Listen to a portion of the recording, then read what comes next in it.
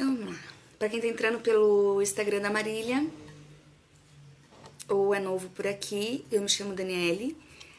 Sou mãe do Lorenzo. O Lorenzo tem 2 anos e 8 meses. Hoje, inclusive, é o mês-versário dele. Eu sou personal organizer aqui em Curitiba. É ele. Sou personal organizer aqui em Curitiba, baby organizer. E hoje nós vamos fazer uma live com a professora Marília. Ela é professora em algumas escolas, daqui a pouco ela vai estar se apresentando. E agora ela está trabalhando também como professora particular, né? Ela sempre trabalhou como professora particular, mas agora ela vai trazer pra gente aqui uma proposta nova por causa dessa pandemia que tá acontecendo, nesse isolamento social, para ver se dá uma ajuda para as mamães em casa. Então pode mandar o convitinho, amiga. Ah, Dona Bernadette, a mãe da Marília tá na Marrocos. Vamos esperar aqui o convitinho da Marília. Aí a gente aceita o convite dela e ela já se apresenta pra vocês. A minha irmã entrou, Carol. Bom dia, irmã. Chamo. Minha irmã tem entrado nas lives aí pra dar uma força. Bom dia, minha amiga. Bom dia, Dani. Se apresenta pra nós, fala pro pessoal aí aonde que você trabalha, a tua formação, fala um pouquinho de você pra gente. Ok. Então, eu sou a Marília, tá? Sou a mãe da Alice. Conheço a Dani por causa de um sorteio de internet, olha só, né? Internet aproximando novas amizades, né? Eu sou formada em Química pela UTFPR e em Biologia pela UFSC. E, recentemente, né, em setembro do ano passado, eu concluí o meu mestrado em Química na UFPR. Tá? Eu fiz um mestrado em Química com ênfase em ensino e a minha pesquisa é sobre analogias no ensino, né? Então, são formas diferentes de ensinar.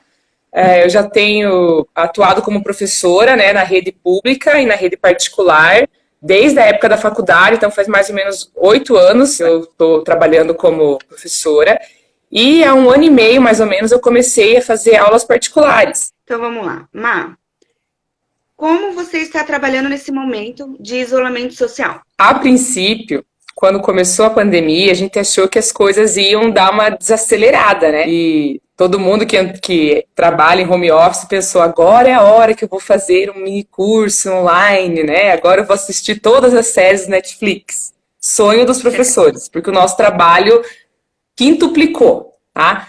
Dentro da metodologia do Estado, as escolas do Estado estão usando o Google Class, né? E as aulas que passam na televisão e no YouTube, que chama Aula Paraná, o programa. Então, o aluno assiste a aula, na sequência, a Secretaria de Educação posta as atividades e os professores são responsáveis de organizar. Então, eu tenho 12 turmas nesse Google Class, que me dá um super trabalho, né? Tem que responder um por um, corrigir um por um, né? Entrar em contato com cada aluno, ter um monte de e-mail na minha caixa de entrada, assim, tá? Um trabalho grande, assim, para todos os professores. Na rede particular, aí cada escola tem a sua metodologia, né? Eu trabalho com a Escola Dom Bosco, né? Atendendo uma aluna da Escola Dom Bosco, eu sou tutora, né, que é uma das minhas modalidades de ensino. Eu não sou professora da Escola Dom Bosco, mas eu tenho uma aluna que eu acompanho diariamente, que está no 8º ano na escola. Então, eu tenho acesso, né, do sistema dela e vejo, assim, que ela tem muita atividade também. Muita atividade. Eles têm o ambiente virtual próprio deles, né, e aí todo dia ela também tem aula ao vivo, um monte de tarefa, fórum, chat. Então, assim, aumentou muito a demanda nesse tempo, tanto para os professores quanto para os alunos. Eu acho que essa live vai ajudar um pouco a gente ver um pouquinho o lado do professor, né? Que também não tá fácil, professor. Além do professor tá tendo, igual você falou, a sua demanda tá 12 vezes pior aí com essas aulas. Você ainda tem uma casa, você ainda tem uma filha pequena, né? Você não tem nenhuma rede de apoio, você tá em casa isolada, sem poder Sim, deixar a filhinha com alguém, né? A gente está sem se ver, inclusive, há muito tempo. Eu estou morrendo de saudades, é inclusive, verdade. né? É, Então, assim, a gente se vê por videochamada. Então, assim, é bom o povo ver de um pouco o lado do professor. Por isso eu quis trazer uma professora para fazer essa live, porque tá todo mundo falando das mães, as mães, as mães. É difícil para as mães? É, né? É difícil para quem está fazendo home office em casa e está sendo cobrado do chefe também, Uhum. mas ver um pouquinho o lado do professor, que a gente esquece de ver o outro lado da moeda, né? A gente vê só o nosso, o que está acontecendo no nosso dia, e os professores, que também têm Uhum. filhos, que também têm almoço para fazer todo dia em casa, que é uma coisa Sim, nova, porque quem dá aula comia fora, e agora está tendo que sim, fazer em casa todo dia, né? sim. E a filha, por exemplo, meus filhos ficavam no integral, comiam no colégio, e agora os filhos não estão mais no integral. E também tem que ajudar o filho com a lição da escola do filho. Então, assim, é uma Sim, sobrecarga para todo mundo, sim. né? Para explicar um pouco para quem não está habituado, assim, como que funciona o trabalho do professor, então eu vou falar assim, ó, todos os professores já estão acostumados a fazer aula no PowerPoint, né, usar data show, as escolas têm, as escolas do estado têm também, então a gente faz. Só que tem uma diferença você fazer um data show, né, uma apresentação de slides, quando você vai na escola, e aí você pode colocar um gráfico lá, e você vai deixar, por exemplo, o gráfico aparecendo no slide, tu tem o quadro de giz do lado e você vai escrevendo, vai explicando, e vai apontando para o aluno. Agora, quando você faz um slide para fazer uma aula online ou para, né, para postar no ambiente virtual da escola, você tem que digitar tudo que você estaria falando. Então, o que antes você fazia um slide, só uma única figura, você tem que fazer 12. Porque daí cada slide você vai explicar um ponto daquele gráfico. Você quer abrir mais uma caixinha, fazer mais uma setinha, fazer mais um desenho. Então, imagine quanto o trabalho é maior para você fazer isso. Né? Quanto mais minucioso tem que ser na parte virtual, na internet aqui, né? O programa que a gente tem que fazer, o slide que a gente tem que fazer, do que quando você faz na vida real lá, que você está lá na frente do aluno. E aí você tem que tentar imaginar todas as perguntas que podem surgir, mesmo assim, não tendo o aluno para te perguntar, às vezes você imagina que ele vai perguntar uma coisa e ele acaba te perguntando outra completamente diferente. Daí vem a mensagem no chat, daí o e-mail no outro dia. Como que funcionam as modalidades de aula? Então, eu trabalho com duas modalidades, né, tá? A primeira, tá, que eu posso estar chamando aqui de aula de disciplina, tá? Que funciona assim bem para quando o aluno tem uma prova. Eu tenho atuado assim em todas as disciplinas, porque já estou habituada a fazer tutoria, que é a segunda modalidade, vou explicar para vocês, mas eu posso estar ajudando qualquer aluno a estudar qualquer matéria do ensino fundamental 2 e do médio, porque eu já estou dentro desse sistema, assim, né? Apesar de não ser a minha área de formação. Então, por exemplo, com 2 dias de antecedência, a mãe me liga e fala, ó, meu filho tem prova de biologia, tá? O conteúdo lá é célula, vírus, bactéria, me passa a lista, eu organizo o meu material. Quando era presencial, eu organizava o material impresso, né? Um resumo, né? Um esquema, um mapa mental, uma lista de exercício, levava tudo impresso para casa do aluno e fazia a nossa aula lá ao vivo. Agora, fazendo aula de disciplina virtual, eu faço toda essa organização através de slides, que é o que eu queria mostrar para vocês aqui, que eu tenho aqui meu computador aberto, mas acho que a internet não está colaborando, né? Como que eu monto os meus slides para ajudar o aluno. Então, eu monto todo esse material e aí entro com o aluno. Eu tenho acostumado a usar o aplicativo Zoom, tá? Mas pode ser por Skype, né? Eu gosto do Zoom porque ele me dá a opção de compartilhar a tela.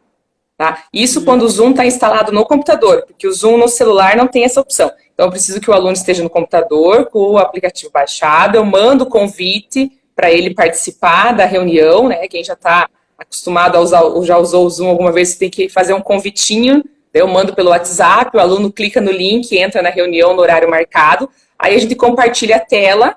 Esse compartilhamento de tela, ele abre um recurso onde você pode tá desenhando na tela, ele abre uma canetinha e você pode riscar, sabe? Então, eu faço um slide com uma pergunta, o aluno abre a canetinha dele lá e risca qual que é a alternativa correta. Então, fica uma aula, assim, mais interativa, porque ele pode participar, ele não vai ficar o tempo todo passivo, só me ouvindo, né? Ele pode desenhar, ele escrever quando é necessário. E aí, então, a gente monta essa aula específica da disciplina que é legal para estudar para a prova. A outra modalidade que eu trabalho é tutoria, né? A gente chama de tutoria. O que é essa tutoria? É uma aula diária, a gente marca 1 hora ou 1 hora e meia, todos os dias, num horário fixo, e eu vou ajudar o aluno a estar fazendo as tarefas da aula. Então, como que funciona? Eu tenho o horário desse aluno da escola, eu sei quais são as disciplinas que ele tem a aula, Normalmente, se o aluno tem a aula à tarde, a gente faz a tutoria de manhã, e aí eu vejo lá, hoje, segunda-feira, então, temos português, matemática e história. Entro lá no ambiente virtual do aluno e vejo, a professora de português mandou tal tarefa. Né? A gente compartilha a tela do ambiente virtual lá através do Zoom e eu vejo qual é a tarefa e a gente vai trabalhando essa tarefa junto. Finalizamos essa, passamos para a próxima. Então, seria um apoio ao dever de casa, né? E quando tem prova, a gente organiza o estudo da prova, né? Então, seria um acompanhamento diário, essa tutoria aí. Né? E quando era presencial, quando fazia presencial, a gente, né, entrava no ambiente, conversava, enfim. Hoje, a única diferença é estar usando o Zoom como ferramenta aí de comunicação. O Zoom é ótimo mesmo. Eu uso o Zoom nas minhas mentorias do Organizer. É ótimo que a gente vê todas as pessoas em caixinhas, assim, né? Muito bom. Uhum. E qual método você usa para estudar para a prova? Isso aí é legal. Quando o aluno vai estudar para a prova, né? Qual que é a sequência que eu acredito que é a melhor opção, né? Primeiro, o aluno ele tem que fazer uma lida do conteúdo, né? Uma lida do livro didático ou uma lida do material de apoio mesmo. A partir dessa primeira lida do material, na sequência, o legal é você montar um resumo. Só que esse resumo, ele só tem validade mesmo se ele é feito pelo aluno. Tá? Então, isso é uma das coisas que eu ensino os meus alunos, a construir o próprio resumo. Né? Quando eu estou dando aula lá no colégio, né, aula tradicional, eu sempre falo para os alunos assim, ó, caderno vale nota? Vale, se o caderno for seu. Porque se o caderno é uma cópia só do que está no quadro, para mim, não faz diferença. Hoje em dia temos impressora, temos fotos, né, para copiar e copiar as coisas, isso aí não faz sentido. Então, o caderno ele só faz sentido de existir se ele está transcrevendo ali a sua própria ideia. Então, o resumo ele só vai funcionar para a prova se ele tiver a sua própria palavra. E aí, a gente começa a ver a personalidade de cada aluno, né? Tem aluno que gosta de escrever bastante, tem aquele aluno que prefere fazer um desenho, tem aquele aluno que prefere fazer um mapa mental, um fluxograma, e aí, conhecendo o aluno, eu vou orientando ele dentro da modalidade que ele gosta mais de, qual que ele tem mais a ver com a personalidade dele, né? Aí eu falo pro meu aluno, o resumo é seu. Se você quer escrever VC em vez de você, não tem problema nenhum. Se você, em vez de escrever elétron, você escrever um E com um de raio em cima, que significa elétron, porque você está estudando e essa palavra aparece um monte de vezes e você não quer escrever toda vez, você pode adotar um símbolo para ela, que vai te associar àquilo. Então, a gente vai organizando e aí, com o tempo, né, tem os meus alunos de tutoria, a gente vê que eles vão evoluindo, né, na construção do seu resumo, na construção do seu estudo para a prova, assim, é bem bacana, sabe? É um hábito que às vezes eles não têm. Só que ler e grifar e acho que isso é o suficiente. Eu vejo que não, você tem que botar a mão na massa e escrever, e às vezes escrever mais de uma vez. E depois o que eu peço para os meus alunos, agora sim, agora explica para mim, eu vou te perguntar. Faz de conta que eu não sou professora, que eu não sei nada disso, eu vou perguntar assim, o que é uma célula? E aí você vai ensinar, você vai me ensinar agora. E é sempre assim, né? Quando a gente ensina alguém, quando a gente explica para alguém, é porque a gente sabe mesmo, né? É uma forma assim de você fixar bem o conteúdo, né? Eu já vi os métodos que faz ficha, tipo, você vai lendo assim o texto e você mesmo vai fazendo, supondo as perguntas que vão cair, você faz as perguntas e já anota as respostas. Sim, para disciplinas mais teóricas como história, geografia, né, a gente faz. Disciplinas, né, da área das exatas, assim, matemática, a gente vai na repetição, né? O tradicional, né, já está aí tradicionalmente há anos, não é por pouco motivo, né? Sim, é verdade. E qual é a diferença da aula particular online e para a aula particular presencial? Olha, sim, para mim como professora, a aula online me dá um trabalho extra antes de começar, né? Que é aquilo que a gente estava falando antes, de montar o slide, de organizar, né?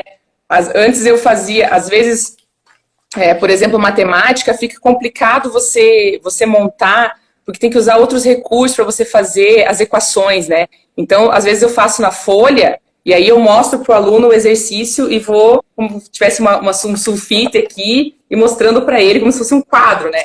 Então, se antes eu já levava o exercício resolvido, eu fazia num sulfite 3 ou 4, né? Agora eu faço um sulfite para cada um, para escrever a letra grande, mais espaçado, né? Então, me dá esse trabalho, assim, de montagem da aula.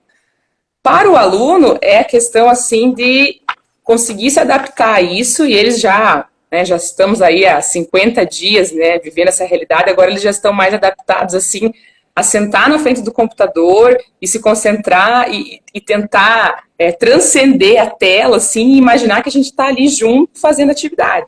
Acho que eu vejo pelos meus alunos que eu já estou atendendo que isso tem melhorado, assim. Antes dava uma, né, você está usando o Zoom no computador, o celular está ali do lado, dá aquela tentação, ai, a professora não está aqui, né, vou dar uma olhadinha no celular lá. Nas primeiras aulas acontecia, hoje eu vejo, assim, que já é um hábito, e aí sentou na frente do computador para fazer a aula particular, a coisa vai fluindo, sabe? Eu não tenho nenhuma informação oficial ainda, né?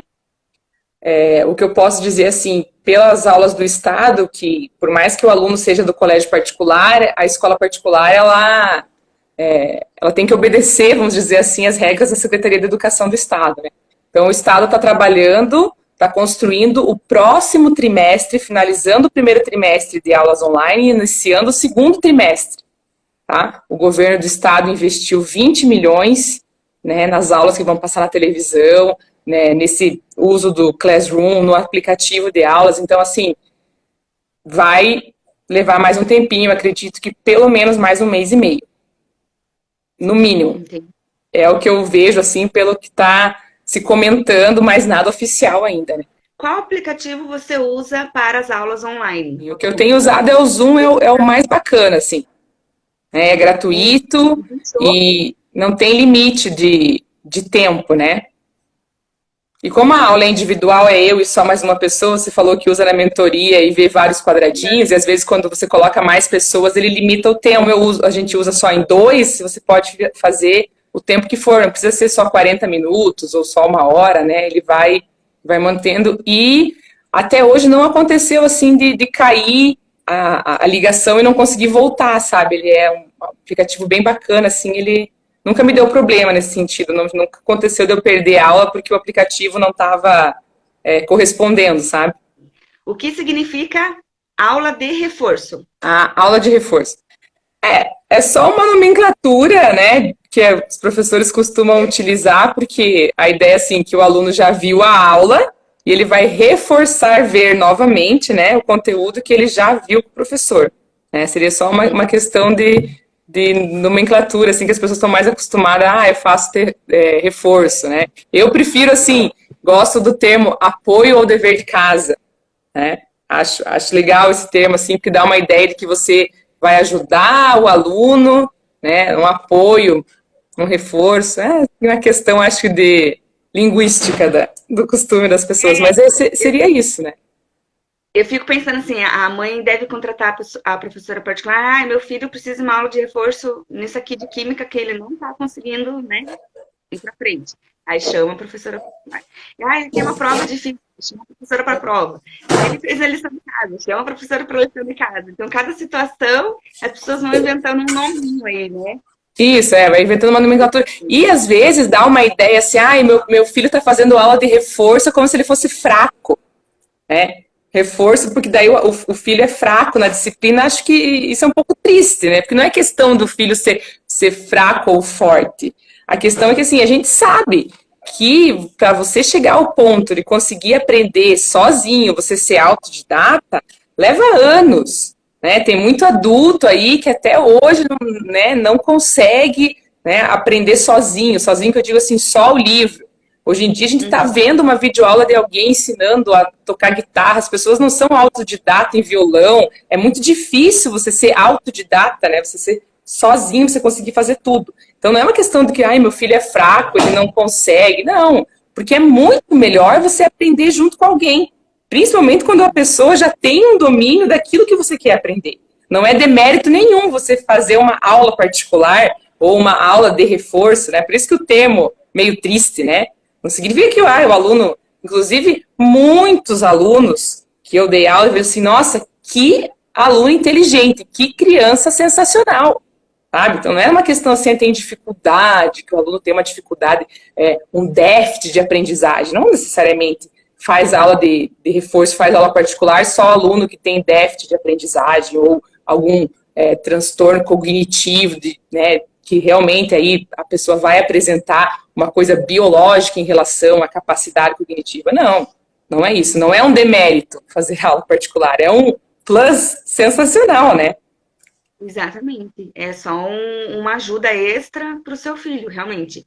Que, antigamente, eu digo assim, eu tenho 34 anos, mas na época que eu estudava primário, vamos supor, eu lembro que quem fazia aula particular, tipo, era uma vergonha, né? Ah, eu vou pôr você na aula particular, tipo, mas ninguém da sala podia saber que de tarde, quando estava em casa, estava tendo aula particular, né? Porque antigamente era uma vergonha você estar fazendo. A criança se achava burra, incapaz de aprender. E daí tinha que fazer aula de reforço, aula, né? E hoje não é mais assim, né? Hoje é um extra que seu pai pode estar investindo nisso para que a criança se sinta mais segura. Claro, e nem sempre a aula de reforço, ou né, no caso a aula particular, ela vai ser para você alcançar o mínimo. Tem alunos onde a nossa aula ela vai além do que está ali no plano da escola. Né? Vamos dizer assim, uma aula avançada, se poderíamos classificar assim. Nem toda aula particular é uma aula para voltar ao mínimo, né? Para o aluno alcançar uma coisa anterior. Muitas vezes a aula particular é para você alcançar uma coisa superior, para você ir além do que dentro da sala de aula o professor chega até um ponto e na aula particular a gente vai 2 pontos para frente daquilo. Né? Vai do perfil de cada aluno. Né? Se tem que retornar, a gente retorna. Se é para avançar, a gente vai para frente. Aqui em Curitiba eu vejo que existe o método Kumon, existe o Apogeu, que para para o vestibular, o ensino médio, né? Que as crianças estudam de manhã na escola e de tarde sempre estão em alguma escola e sempre estão fazendo esses trabalhos extras. Você já trabalhou em alguma dessas escolas, assim? O método do Kumon, até onde eu conheço, assim, ele é um método específico para você fazer alfabetização e matemática, né, porque ele usa outras sequências, né, outro método para você aprender a somar, ele usa um método mais lógico, né, para você, quando você está lá no começo da tua alfabetização matemática e alfabetização linguística, vamos dizer assim, né, existem vários métodos, né, para alfabetizar, método silábico, o método das palavras, a maneira o tema gerador, que é o que o Paulo Freire usa. Então, tem vários métodos para você alcançar a alfabetização, tanto na língua quanto na matemática, né? Acho que o Kumon é mais voltado nesse sentido, assim. Então, ele não tem, tanto que as disciplinas são português e matemática, ele não entra, né, em física ou em história, né? Já o Apogeu, que é como cursinho, assim, eu nunca dei aula em cursinho, nesse ritmo de cursinho, assim. Mas eles usam um método bem tradicional de exercício, né? Método mais tradicional possível, assim, né? Aula, conteúdo, exercício. Que tem um monte de gente que acha ruim, mas a gente não pode desmerecer o que é tradicional e achar que só o que é moderno que vai funcionar, né? É o que eu falei antes, é tradicional porque a tradição já está aí há milênios, né? Desde que o Platão estava embaixo da árvore dando aula lá na Grécia Antiga, não dá para desmerecer que a civilização é o que é, porque começamos assim, né? Um falando, outro escutando, sentando na cadeira, fazendo exercício. Então não dá para desmerecer um método que está aí há milênios. Explica pra gente o que você faz no item, por exemplo, lá no seu cartãozinho, depois eu anexo ali na foto, quando eu for editar, tem lá, apoio ao dever de casa. A gente até citou algumas vezes aí. Por que as professoras particulares usam esse termo? A mãe vai contratar uma professora particular para fazer a lição de casa? Ou é nesses momentos de agora, de quarentena, agora que tem muito, né, as lições em casa, que aí precisa-se de uma professora? Assim, ó, existem duas situações, né?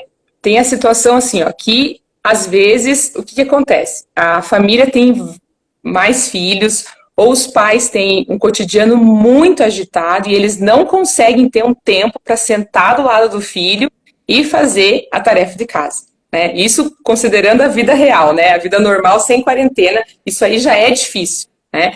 E ok, não é demérito nenhum para a mãe ou para o pai não ter essa habilidade, essa capacidade, né? Nem todo mundo tem essa habilidade natural, assim, essa paciência natural, né? E tem uma diferença também, né? Uma coisa é, eu vejo muito das minhas amigas professoras que têm filhos maiores, né? Não estou vivendo isso ainda, né? Porque a Alice tem 2 anos e meio, mas mesmo as minhas colegas que são professoras, elas buscam apoio de outra professora para ensinar o próprio filho, porque é diferente, né? A relação entre professor e aluno é uma coisa, e a relação entre mãe e aluno, né? Mãe e filho é outra coisa, né? Tem esse ponto aí para a gente conversar, que é difícil, é uma relação diferente, né? Ah, e o filho está barganhando com a mãe, está discutindo, né? A mãe às vezes não tem muita paciência, e entra esse apoio do dever de casa, que é uma das opções ali que está no meu cartão, e é uma das coisas que eu tenho feito muito, né? O que acontece? É difícil para a mãe conseguir um professor específico de cada disciplina para fazer esse apoio do dever de casa, né? Então, a primeira vez que eu trabalhei com isso, já tem quase 2 anos que eu comecei a fazer essa modalidade, e na hora eu pensei, nossa, como é que eu vou fazer para dar aula de um assunto que não é a minha formação? E no apoio do dever de casa, eu tenho que dar aula, tenho que ajudar o meu aluno a fazer todas as disciplinas, né? E aí, o que acontece? No começo eu fiquei um pouco assim, né? Pensei, nossa, como é que eu vou... Na escola a gente tem muito disso, né? Não vou entrar, né, no assunto do outro professor, que é outra matéria, não é a minha habilidade, não posso falar daquilo que não conheço, né? Mas aí o que acontece? Eu voltei a estudar disciplinas que eu já não estudava mais, e como eu já tenho uma técnica, um método e eu conheço aquele aluno, eu vou organizando as coisas assim, e a gente vai fluindo, mesmo das disciplinas que não é a minha área de formação, por exemplo, História e Geografia. Então eu sei, né, a minha aluna que eu atendi ela ontem, a gente estava ajudando ela a estudar para a prova de História, né, sobre a Revolução Inglesa, sobre a independência dos Estados Unidos. Então, como eu já tinha visto que a matéria era essa, na noite anterior eu sentei aqui no computador, assisti 2, 3 videoaulas, li o resumo, eu organizei o meu resumo, e a partir daquilo eu consigo ajudar ela a estudar para a disciplina. Eu tenho o hábito de fazer resumo, já tenho o hábito de estudo, né? E aí eu estou me adequando a essas disciplinas que não são da minha área, e a gente vai fazendo esse apoio dia a dia, disciplina a disciplina, né? E sobra tempo para você comer? Sobra tempo Olha, pra você tem dias que sim, tem dias que não, né? Por isso mantemos o fitness em dia.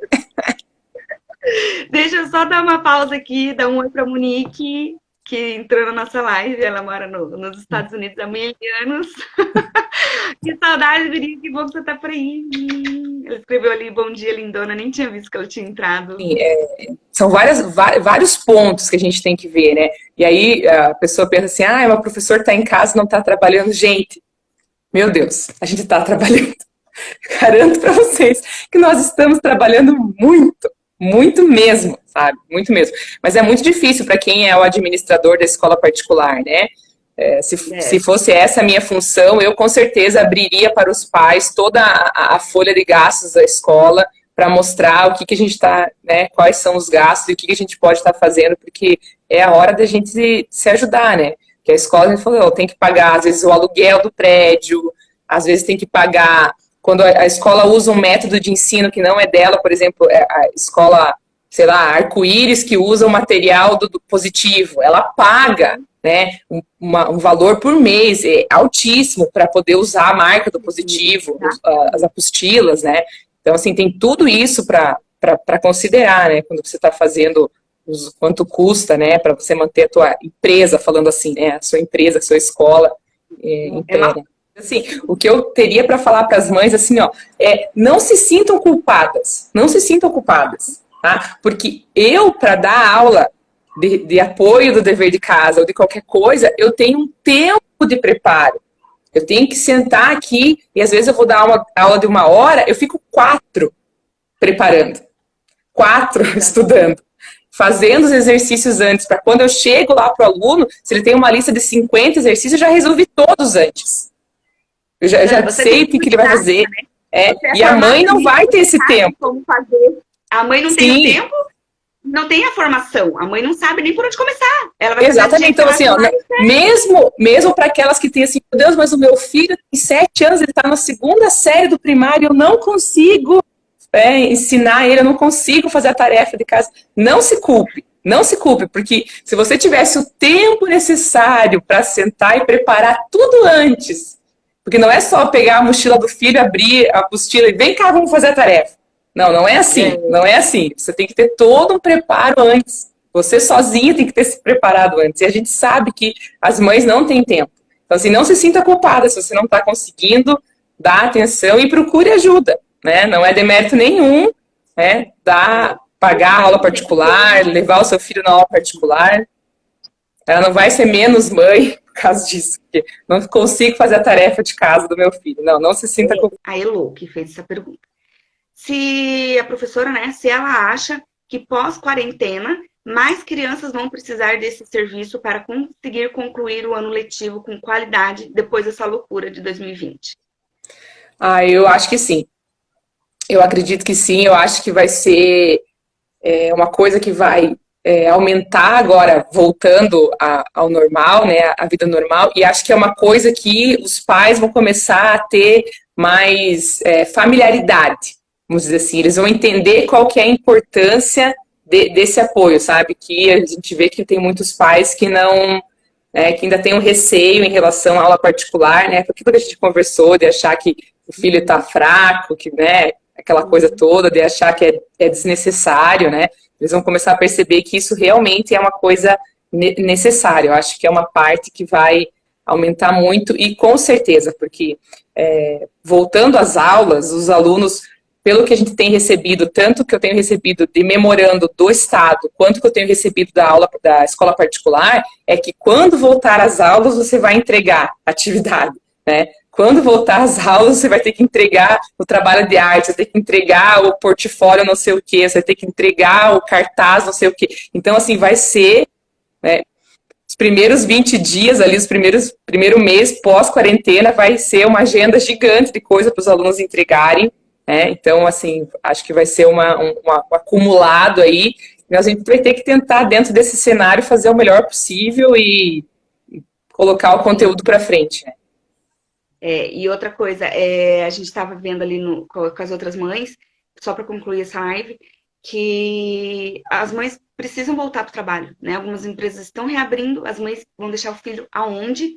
Porque mesmo que a escola volte amanhã, quem que vai mandar o filho para a escola amanhã, né? A epidemia está aí, a gente não sabe o pico mais forte, o pico não forte, se já passou, se não já passou. Então toda essa insegurança ainda está aí. Essa insegurança ainda vai mais adentro.